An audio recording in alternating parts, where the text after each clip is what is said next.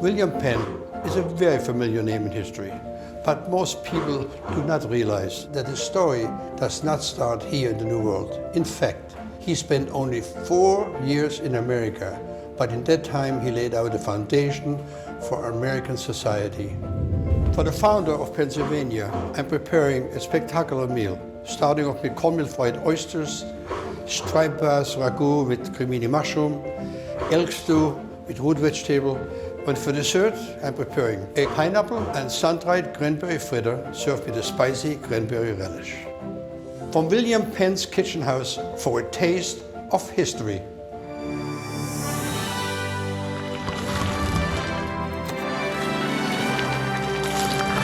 Wow, spectacular.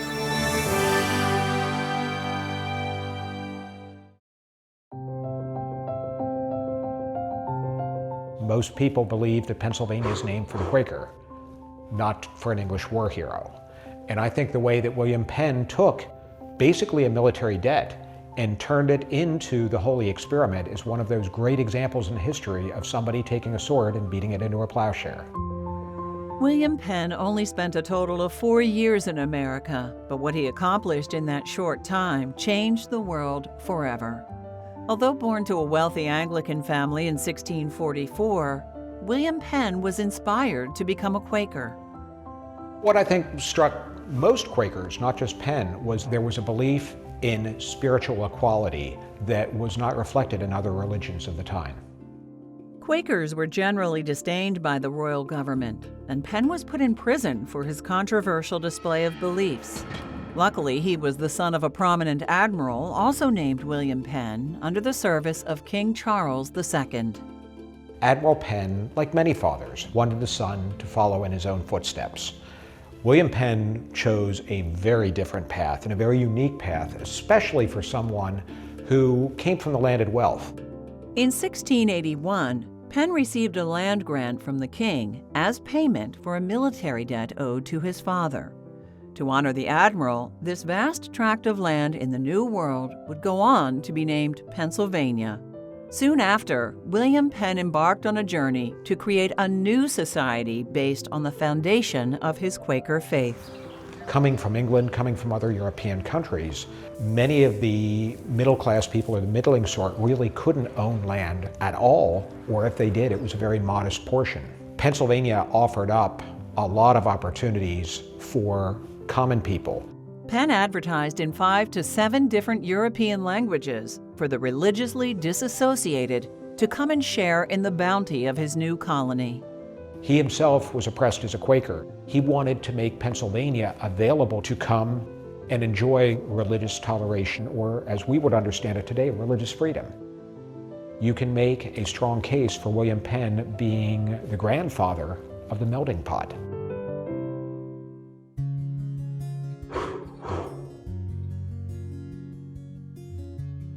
So Doc, I really want to thank you for having us out here today at Pennsbury. You know, living in Philadelphia, obviously I'm very familiar with William Penn. Sure. But I had no idea the magnitude of this estate, Pennsbury Manor. I mean, I'd like to move right in, can I?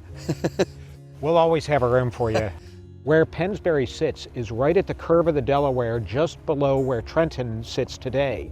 And the inside part of that curve is where all of the soils get deposited whenever the river floods. So it's very rich farmland. Just imagine, non-polluted. I just can't even, I mean, I would have loved to be here. We're in the estuary flow of the Delaware. So when the shad are running, there were sturgeon in the river, stripers running up and down the river. There was just a depth of seafood or fish that was available.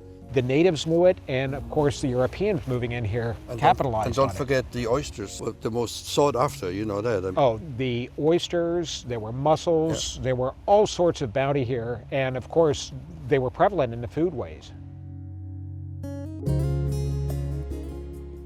I'm so excited to be able to cook here at the kitchen house at the Pennsbury Manor. This was William Penn himself that penned a letter, sent it over here in 1685 to give instruction how do you want this kitchen to be built. Now, the interesting thing about this kitchen, it was built, we're looking right onto the Delaware, no more than 30 yards away. And the oyster beds the Delaware had to offer were some of the best in the nation, and also the best tasting oysters. For the first dish, I'm actually doing what was considered fast food in the 18th century, which was cornmeal fried oysters. They would cook it out in lard, on the side of the road you got them, so it's kind of like quick, fast, and very delicious. Heard you might need some assistance. Check out some oyster, chef. Good to see you. This is Bill Sederman, Nice to see my you. chef cuisine at the tavern, and he's going to help me. Not only is he going to shuck the oysters, he also is going to bread them. Go ahead, man. All right, so first thing you want to do is you want to get your fresh oysters delivered from your fishmonger. You want to be careful when opening them, and you want to use an oyster knife, not a clam knife, not a regular knife, not a butter knife. So what you want to do, there's a little horn in here, and you're going to pop them, you're going to rub the blade, and you're going to shuck it open. Then you want to release the muscle. This is the way that Thomas Jefferson liked it, because he discovered the flavor of the sauce mignonette, which is nothing more than vinegar with shallots and Jacques Pepin. Now, in this country, how many times to be eaten with cocktail sauce? It's really a shame for the oyster, because you want the flavor of the oyster, you want the flavor of the seawater, or the flavor that comes right through, and then you want to just like so.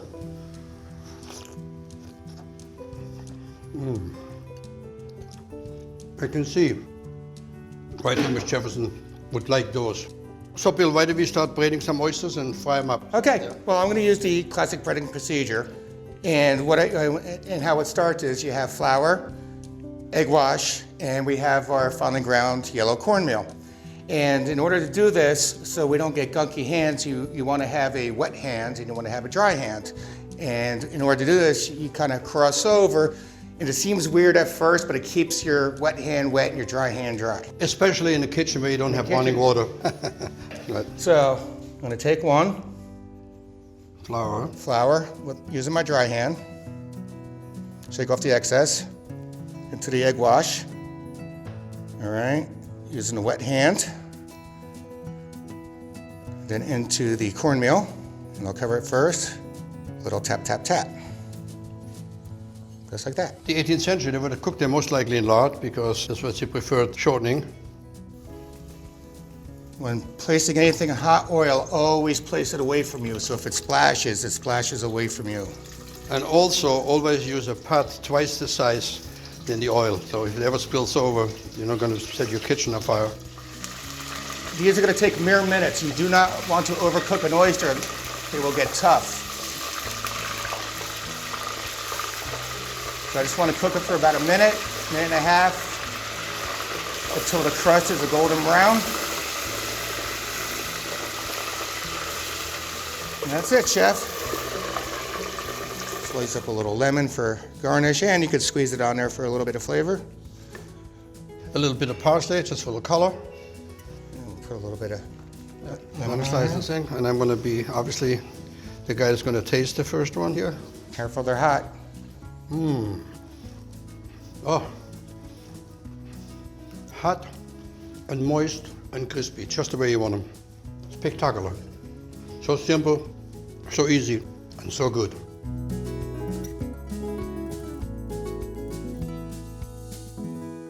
So, Bill, the oysters are done, but it doesn't mean you're done.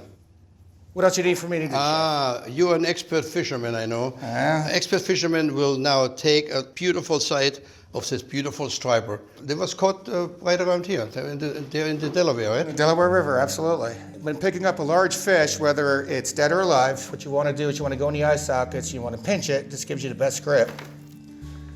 Then I'll bring it over to my cutting board. I have a rag down here so it doesn't slide on me. What I want to do is I want to take a very sharp knife and pick up the pectoral fin. I'm going to slice a little bit here, around the collar, up, over the head. Then what I want to do, I want to come back, I'm going to cut through a couple bones. All right? And then I'm just going to slide it on All the down. way down, that's perfect. There you go. That's it.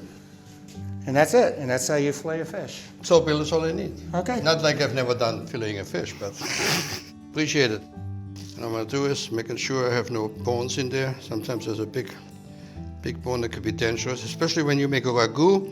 People automatically assume no bones in it. Bad assumption. So you're much better off assuming there's a bone in it than not. So then what I'm going to do is I'm going to cut in strips, like so. And there we go. I'm going to take a knife to it. Also, if you ever wanted to make this at home and you buy the striper from your fishmonger, you want to make sure they scale them. Next step, I have cremini mushrooms. And then what I'm going to do is I'm going to cut almost the same size of the fish, if you will. I like to take the bottoms off as well, because they can sometimes be like a little bitter or hard. When you take the bottoms off, you can use it in many different stocks. Now, these are cremini, which is one of my favorite, because they're firmer, less liquid in them, therefore. Perfect. All right, it should be enough. So about equal fish, equal mushroom would be perfect. Now what I'm going to do, I'm going to put a little bit of salt on it. I have a Dutch heat behind me getting really hot. This is a dish I would never use anything but butter. Just the way I want it. And I use shallots because they are sweeter than onion.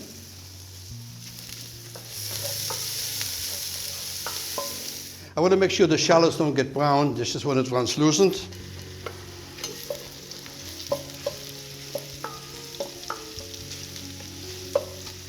And now I can add the cremini mushroom. Cremini. Deglaze middle white wine.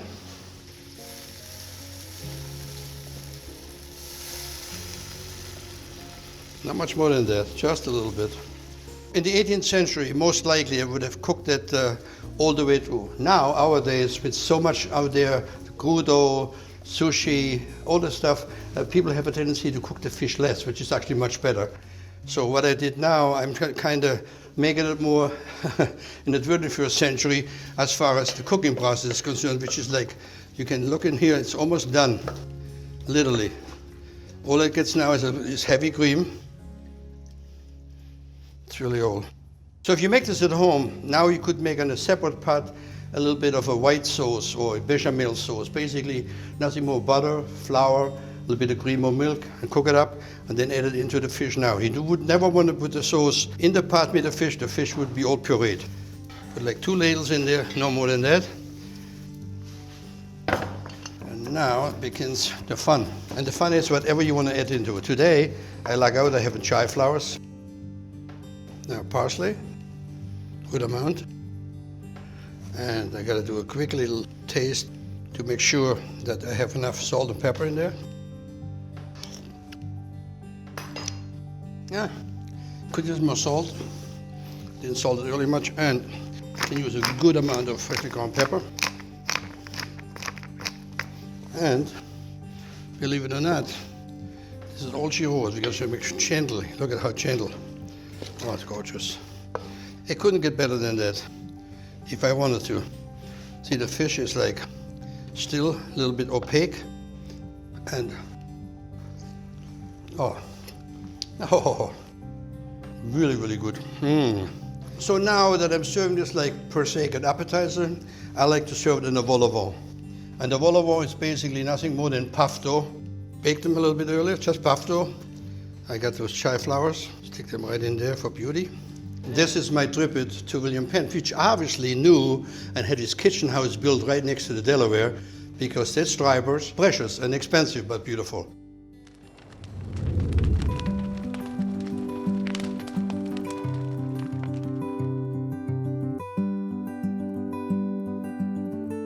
So you mentioned that he was promoting the fact that there was plenty of wildlife available. Yes. Because I know, being from Europe, that the Europeans could never even think of even own a gun or hunt, because it was only for royalty reserved. Right. So do you think that had an impact and some people want to come over to Pennsylvania? Oh, without a doubt. Penn is actively pamphleting in 5 different European languages to bring the religiously disassociated here, but he's also a developer, so he wants to encourage people to come here. One of the things that we've studied are the letters from those first settlers back home. And they're writing back to all of their family and friends about the bounty of the land that's here, that it really was true that you could have meat on your table every day. You could have a full pot, you could feed your family, you could build a new life, and you could worship as you chose. So if I would have been the chef here, what kind of wildlife would have been available for me, for my menu? Penn, when he's advertising, is advertising that there's deer, there's elk, there's bear, there's wild turkeys. So one of the things that people absolutely loved coming from Europe was the variety of food that was available and the bounty of the land that was open to them. So I would have never run out of ideas. I would have protein galore. Absolutely.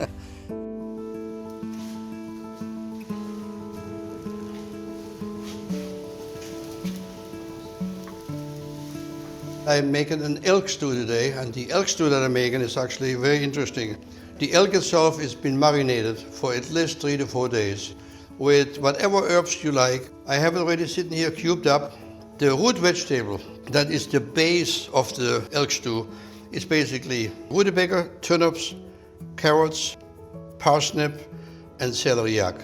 And it makes just a beautiful stew because the parsnip will disintegrate, and it's the binder. It gets a little bit of, obviously, red wine, and it gets a little bit of any kind of a brown sauce to tie it up, but it's not something that's full of flour.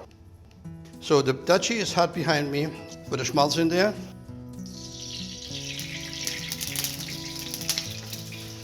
And in goes the elk.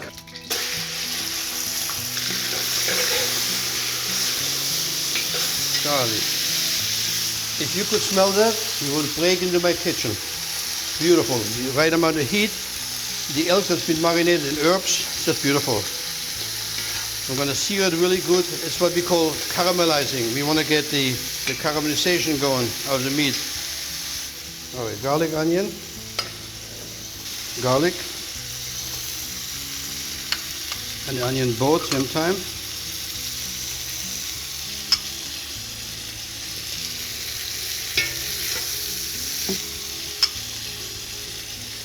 And now I want to bring over the root vegetable. Start with the turnips first, because they got to be disintegrating. And then everything else goes in at once.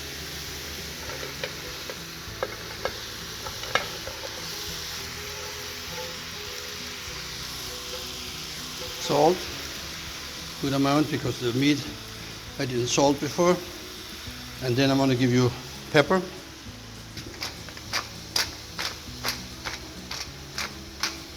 Put the claret in there.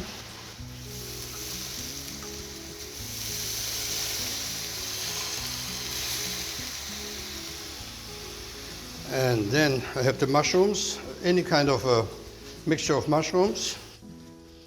So the meat has been marinated for a couple of days, so about 15 minutes. Then we're going to put a little bit of brown sauce and we're ready to serve it. It's been about 15-20 minutes, exactly the cooking time. And what I was waiting for is the turnips to get soft so that they disintegrate. The other vegetables you want to see afterwards. Add a little bit of brown sauce in there. You can also tie it up with blood if you like, but staying away from that. Put it back on the fire for a little bit and we can eat in the fashion of William Penn. So I got my potatoes, I'm going to smash them up. Have some cream, some salt, a little pepper, but the most important thing on this that I have some chestnut that I roasted earlier. When you do them, you just want to make a cross on them when you put them in the oven. I already chopped them up, but I would like it chopped in big pieces, not too small. Cream. You can also use sour cream if you like to, a little bit of difference, or even buttermilk. Good amount of salt and pepper.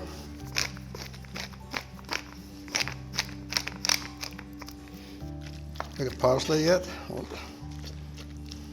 Chop parsley, chives, whatever you like, green onions, whatever really makes you happy. There's really no right, no wrong. It's just a beautiful way of eating a potato. Once you ever ate a potato with chestnut in there, you'll want to do it all the time. Having some chive flowers here, which I don't get very often, and I'm going to take a little bit more parsley over it. All we got to dish out now is the elk stew that is ready behind me. Voila. And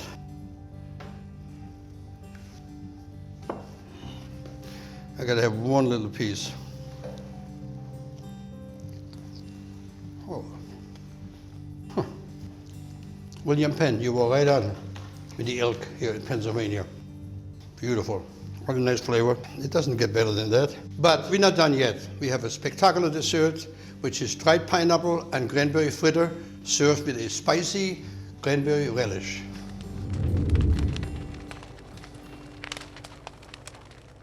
So our finale for the great menu we made for William Penn, using the oysters, using the striped bass, using his elk that he promoted all over Europe, we have a unique little dessert that inspired with the Native Americans, with obviously the sun-dried cranberries, and has a little bit of the early travelers, because pineapple has been around this country for a long, long time, because it traveled so easy from the West Indies and everywhere here.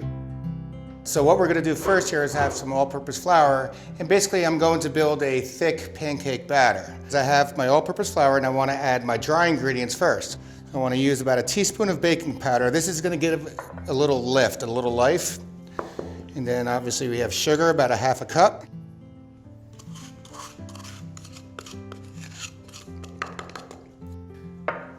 And also we're keeping with the West Indies and the Caribbean, I have a little bit of nutmeg. So I want to mix this all around. And then I want to add a little bit of egg. Kind of beat it up a little bit. Add a little bit of milk. Just want to stir it in like a volcano. And you can always add, but you can never take away. So You could always add liquid, but you can't take it away. And adding flour screws up the recipe. screws up the recipe, and you just might as well start over. Yeah. And I want to add a little bit of oil right around now. And this is going to soften the cake. A little bit more milk. Add a little bit at a time. It's very difficult to have an absolute recipe because depending on the time of year, where you are, sometimes flour the humidity will make it heavier. This is where many people get fooled, myself included, because it looks like the appareil or the mixture can take more liquid, and sometimes you only need a very, very small amount to get the desired consistency. Which I'm just about, see? Yeah, you got it right there now. See, 20 seconds ago it looked real dry. Now I want to add the dried fruit. Now, I can't just add it straight in. Well, you can, but the problem is the fruit is heavy and it's going to sink to the bottom. So what I want to do is I want to take my dried fruit and I want to just give it a dusting of flour. So we're going to add some pineapple and I'm going to add the cranberries. Those are sun-dried cranberries. The sun-dried cranberries, correct. Not too many. All right. So now I just want to give them a quick dust. And this is, like I said, this will help suspend the fruit in the appareil so they don't immediately sink to the bottom. So I'll give it one more final stir to distribute our fruit.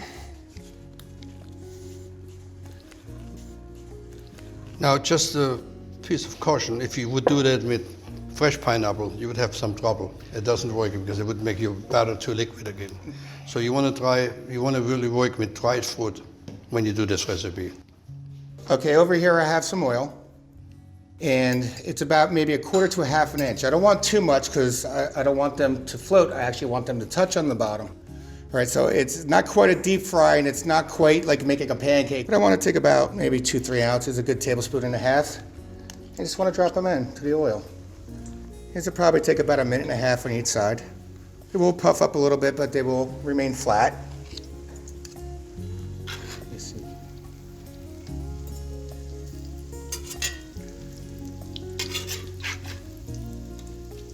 So I'm going to take them off the fire right now.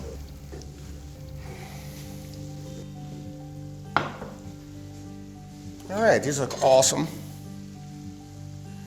I just want to put them on a little towel to drain off the excess grease. Bill, fantastic job. They look perfect. Thank you very much, And you know Chef. what? You can see how nice and light they are. I think would be an ideal condiment would be a cranberry sauce, but made spicy. A little horseradish, a little ginger, and if you need, a little bit of honey. Careful, Chef, they're hot still. Nothing is too hot for me.